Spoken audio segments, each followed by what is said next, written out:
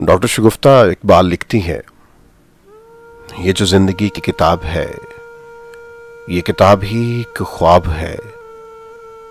कहीं छाँव है, कहीं धूप है, कहीं खुशी है, कहीं हसद है, कहीं दुआएं तो कहीं बद दुआएं, कहीं सुकून है तो कहीं सुकून के नाम पे शोर है। कहीं आपको हराने को हो रहे हैं तबसरे, कहीं आपके नाम की परवाज है। कहीं लोग हैं कुछ अधूरे से, कहीं आपसे मुकम्मल कायनात है।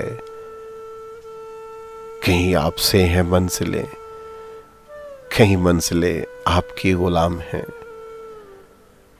कहीं शोर है बिना इल्म के, कहीं आवाज में इल्म का ठहराव है।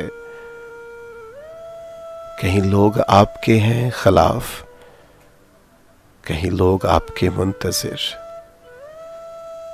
कहीं पानी है बिना दरिया के,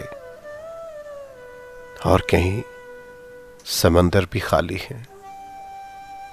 ये जो जिंदगी की किताब है, ये किताब ही एक ख्वाब है।